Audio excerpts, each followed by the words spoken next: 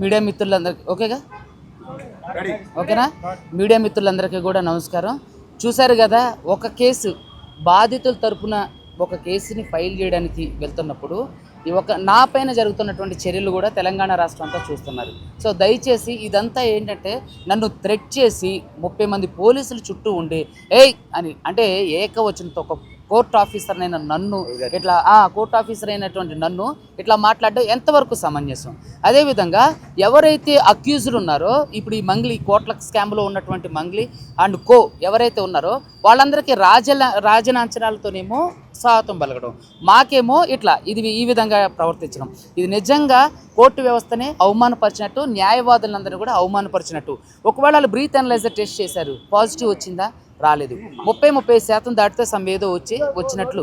So కావాలని ఈ అంశాన్ని మొత్తాన్ని కూడా ఏంటంటే పక్కదారి పట్టించడానికి ఎప్పుడైతే సింగర్ మంగ్లీ ఎవరైతే ఉన్నారో ఈ నిందితురాలు అక్కడికి వెళ్ళి సిపి సజ్జనార్ గారిని గలవటొస్తే ఈ సీన్ అంతా మారిపోయింది. ఇక్కడ సిపి సజ్జనార్ గారు కూడా చాలా ఇక్కడ మాకు బాధ అంటే ఏంటంటే సిపి సజ్జనార్ గారు ఆవిడతో నవ్వుకుంటూ ఫోజులు ఇస్తున్నారు. ఒక నిందితురాల్ని మీరు పిలిచి ఇచ్చినప్పుడు బాధితులను కూడా ఎందుకని పిలవరు?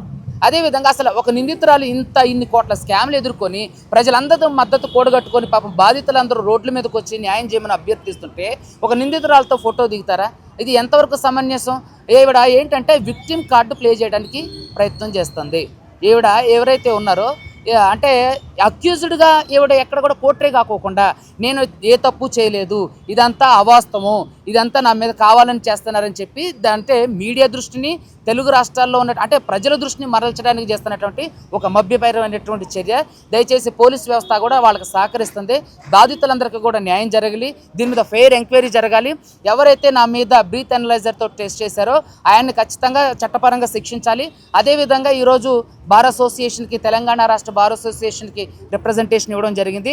ఇక నుంచి పోలీస్ స్టేషన్కి కోర్టుకు వచ్చే ప్రతి పోలీసుని కూడా బ్రీత్ అనలైజర్ చేసిన తర్వాత మాత్రమే మేము కోర్టులోకి అనుమతిస్తాం. అదేవిధంగా సార్ వాళ్ళు చెప్పారు. అదేవిధంగా దీని మీద ఫెయిర్ ఎంక్వైరీ జరిగి అతని మీద గట్ట చర్యలు జరగకపోతే మాత్రం హైకోర్టులో అన్ని రకరకాల రిట్లు ఫైల్ చేయడానికి మేమంతా ఇప్పుడు అంటే సిద్ధంగా ఉన్నాం. తప్పకుండా భవిష్యత్తులో ఇంకొక అడ్వకేట్కి ఇలాంటి అవమానం జరగకోకుండా ఏదైతే అడ్వకేట్ ప్రొటెక్షన్ యాక్ట్ వచ్చినప్పుడు వచ్చిన ఈ రోజు వచ్చినప్పటికీ కూడా ఇంతటి అరేంజ్మెంట్ చేస్తున్నారంటే పోలీసులు ఎంత నిరంకుశంగా పరిపాలిస్తున్నారు వాళ్ళ పోలీస్ స్టేషన్లో మీరు అందరూ కూడా చూస్తున్నారు. దయచేసి తెలంగాణ ప్రజలందరూ కూడా నేను అభ్యర్థించేది ఏంటంటే పోలీసులు చేస్తున్నటువంటి ఈ చర్యలంతా మీరు గమనిస్తున్నారు, సపోర్ట్ చేస్తున్నారు. దానికి మీకు అందరికీ కూడా నేను రుణపడి ఉంటా. అదేవిధంగా నన్ను థ్రెటన్ చేస్తున్నారు. సో కాబట్టి నాకు థ్రెటన్ ఉంది.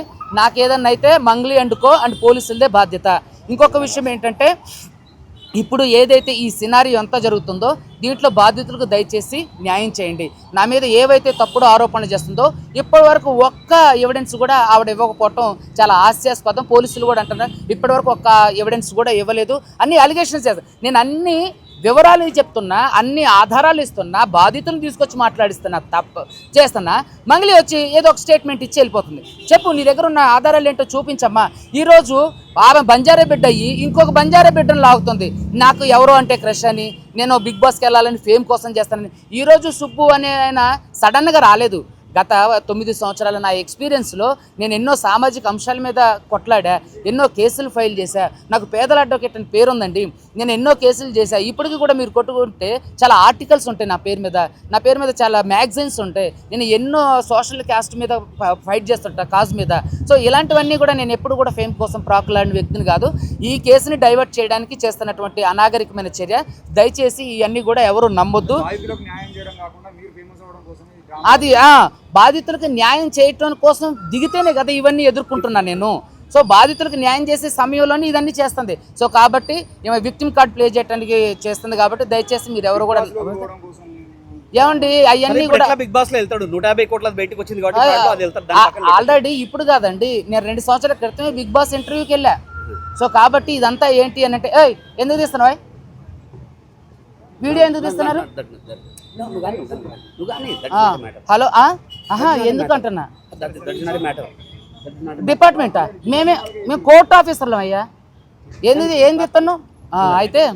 సో ఇక్కడ ఏంటంటే విషయం ఏంటంటే ఇదంతా కూడా పక్కదారి పట్టించే ప్రయత్నం చేస్తున్నారు. సో కాబట్టి దయచేసి ప్రజలందరూ కూడా దీన్ని గమనించాలి. ఆవిడ నమ్మొద్దు. ఎవరైతే తప్పు చేసిన వాళ్ళు ఉన్నారో వాళ్ళు ఖచ్చితంగా చట్ట ప్రకారం శిక్షించబడతారు. దానికి నాది హామీ. Thank you so much. ఇలాంటి మరిన్ని వీడియోల కోసం మా యూట్యూబ్ ఛానల్ను లైక్ చేసి సబ్స్క్రైబ్ చేసుకోండి.